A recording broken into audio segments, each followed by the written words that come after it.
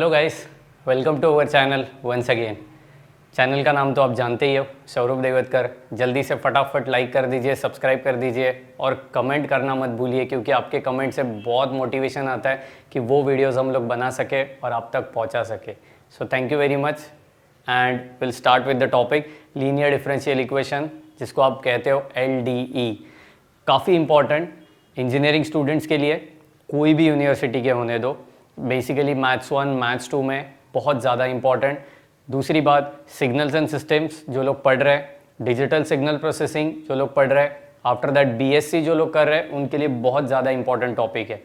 Topic का part 1 बनाने जा रहे हैं, calculation of complementary function. Complementary function ऐसी चीज़ होती है जिसको 4 तरीके से कैलकुलेट किया जाता है। ये वीडियो में 2 टाइप हम लोग कवर कर रहे हैं और पार्ट 2 में हम लोग और 2 टाइप कवर करेंगे। So are you ready guys? Come on, are you ready? Right, शुरुआत करते हैं लीनियर डिफरेंशियल इक्वेशन से। So just roll on guys, come on. Okay guys, चलो फिर शुरुआत करते हैं अपने लीनियर डिफरेंशियल इक्वेशन से। सबसे पहले कोई भी लीनियर डिफरेंशियल इक्वेशन होने दो जिसका जनरल सॉल्यूशन, ओके, जिसको हम लोग लिख देते हैं GS, okay, that stands for a general solution. Usually general solution is equal to CF, that is complementary function plus PI, जिसको आप कहते हो पर्टिकुलर इंटीग्रल। काफ़ी इंपॉर्टेंट होता है CF एंड PI निकालना, तब तक आप कोई भी डिफरेंशियल जो लीनियर डिफरेंशियल इक्वेशन है उसका जनरल सॉल्यूशन कैलकुलेट नहीं कर पाओगे।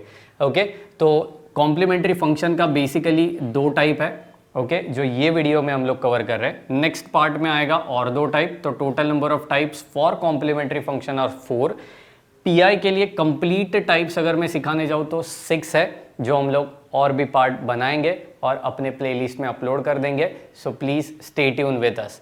Okay, will start with this type, will start with first 2 types. पहला टाइप जिसको हम लोग कहते हैं roots are real and non-repeated. Okay, I'll just write down roots are real and non-repeated. अब what do you mean by real and non-repeated? मेरे ख्याल से real क्या होता है ये सबको पता है। सेम चीज़, रियल नंबर्स पॉजिटिव होने दो, नेगेटिव होने दो, जीरो होने दो, they are all real numbers. And non-repeated is nothing but what? Numerical में एक्सप्लेन करता हूँ। We'll start with that. पहला न्यूमेरिकल ले लेते हैं, d² plus 5d plus 6 whole bracket with multiplication with y is equal to 0. We have to just calculate the roots. It means that roots, that is nothing but a complementary factors, जिसके लिए हम लोग को ये important है। तो इसके roots पहले निकाल देते हैं। सबके पास कैल्सी तो ज़रूर रहेगा, नहीं भी रहेगा तो इसका फैक्टर्स कैसे निकालते हैं वो आप जानते हो, right? So that is nothing but d² plus, इसको स्प्लिट कर लेते हैं, so 3d plus 2d plus 6 and which is equal to y which is equal to 0।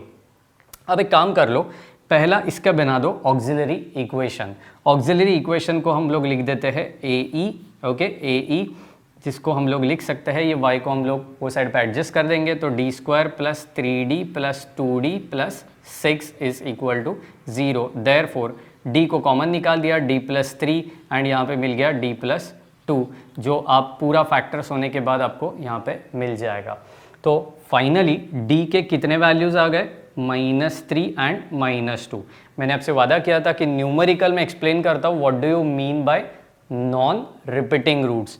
So you can just check down, आपका रूट्स है -3 and -2। Are they repeating? Come on guys, are they repeating? No.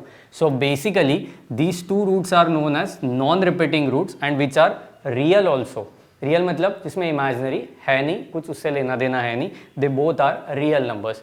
अब इसका complementary function अगर निकालना है, जिसको you can take in 2-3 different ways, तो basically एक काम कर लेते हैं, कॉम्प्लीमेंट्री फंक्शन का हम लोग एक जनरलाइज्ड फॉर्मूला लिख देते हैं। You can just check down the formula. What is the formula? C1e⁻m1x plus C2e⁻m2x। अब बहुत लोग के मन में आया रहेगा what is m1 and m2। आपने जो रूट्स निकाले हैं ना, उसकी वैल्यूज होती है m1 एंड m2। तो simple just substitute C1e⁻, come on, first value क्या है? -3, so will substitute over here, plus second value क्या है? -2, so will substitute in terms of m2x। So this is what your C F, जिसको आप y के तौर पे भी लिख सकते हो. So this is what your final C F for this given linear differential equation. फटाफट लिख लो. न्यूमेरिकल 2 की तरफ भी जाते हैं जो टाइप 2 का रहेगा. ओके गाइस, शुरुआत करते हैं अपने सेकेंड न्यूमेरिकल से जो टाइप 2 में एक्सप्लेन करेंगे. That is D cube minus 4d² plus 4d bracket, उसके बाद multiplication with y which is equal to 0. अब बड़ा पावर देख के बिल्कुल डरना मत. अपना पहला स्टेप क्या है, फैक्टर्स आ रहा है तो ठीक है, वरना पहले लिख दो ऑक्सिलरी इक्वेशन. आपका पहला फर्ज क्या बनता है, to write down the auxiliary equation. So will just write down that auxiliary equation. अब काफ़ी लोग पूछ सकते हैं सर ये ऑक्सिलरी इक्वेशन एग्जैक्टली है क्या. सिंपल लैंग्वेज में बताता हूँ, ज़्यादा डीप में हम लोग जाएंगे नहीं. जो भी equation in terms of D, मतलब इन टर्म्स ऑफ डिफरेंशिएशन है, उसको इक्वेट करो 0 के साथ. वहाँ पे कोई भी y का टर्म या कोई भी और वेरिएबल का टर्म उसमें नहीं होना चाहिए. ओके, सो जाहिर सी बात है, I have to just remove this y. It means that I will adjust this y to your RHS. So that is nothing but d cube minus 4d² plus 4d which is equal to 0. So this is what your auxiliary equation. अब check करो इसका factors आ रहा है क्या. Cube है तो फट से फैक्टर आने के लिए थोड़ा दिक्कत होगा. कैल्सी है तो काफ़ी अच्छी बात है, लेकिन कुछ चीज़ें हैं जो कैल्सी में गलत हो सकती है. उसको अवॉइड करने के लिए यहाँ से d कॉमन निकाल देते हैं, क्योंकि सब टर्म्स में आपको d दिख ही रहा है, तो d को कॉमन निकाल दिया. यहाँ पे क्या मिला, d² माइनस 4d प्लस 4. वाह वाह, चारों ओर खुशी का माहौल, बिकॉज ये है अपना परफेक्ट स्क्वायर.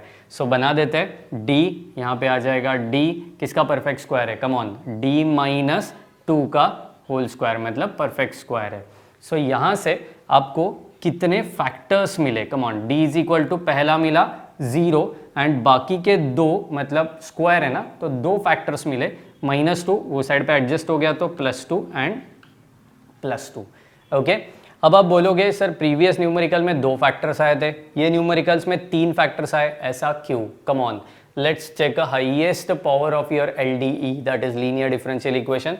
प्रीवियस न्यूमेरिकल में हाईएस्ट पावर कितना था, 2 था. इसके लिए फैक्टर्स कितने आए, 2. यहाँ पे हाईएस्ट पावर कितना है, 3, तो फैक्टर्स बट ऑब्वियसली 3 आएंगे. तो जाहिर सी बात है यहाँ पे 3 फैक्टर्स मेरे को मिल चुके हैं, जिसमें से 0 इज नॉन रिपीटिंग. और किधर 0 दिख रहा है आपको, नहीं दिख रहा है.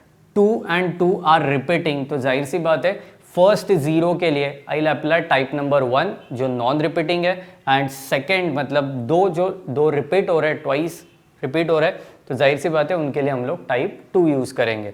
तो आपका CF क्या रहेगा, what will be your CF which is equal to y which is equal to, come on, पहला रूल क्या था, C1 e m1x. m1 क्या होता है आप जानते ही हो. अब रिपीटेड के लिए लिखते हैं, थोड़ा ध्यान से, रिपीटेड के लिए कैसे लिखने का है. अब चेक करो, m2 m3 दोनों भी सेम है, तो उसको कॉमन निकाल सकते हैं हम लोग. So will do one thing, C2 plus C3x, और मैंने कहा था e m2x को हम लोग ने क्या कर दिया, कॉमन निकाल दिया. अब आप बोलोगे ये x कहाँ से आया, देयर इज अ प्रूफ, आप प्लेलिस्ट में जाके चेक कर सकते हो. C2 प्लस C3x, जितने बार भी यहाँ पे नंबर्स या फैक्टर्स या m का वैल्यू रिपीट हो रहा है, उतने बार आपको यहाँ पे कांस्टेंट ऐड करते जाना है एंड x का पावर बढ़ाते जाना है. यहाँ पे x का पावर कितना था, 0 था, यहाँ पे 1, फिर बाद में 2, 3, 4, जितने भी बार रिपीट होगा you can add them. Okay, now बस फॉर्मेलिटी बच चुकी है. m1 एंड m2 के जगह पे वैल्यू सब्सटीट्यूट कर दो. C1 e पहला value is 0x plus bracket में C2 plus C3x e m2 के जगह पे कौन रिपीट हो रहा है, 2 रिपीट हो रहा है, तो 2x.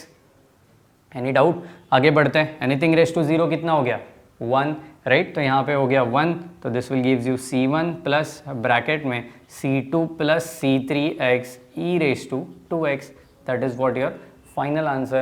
Just copy down each and every step. Remember this formula for repeating roots which are real, and stay tuned with us, like our videos and subscribe our channel. Thank you very much.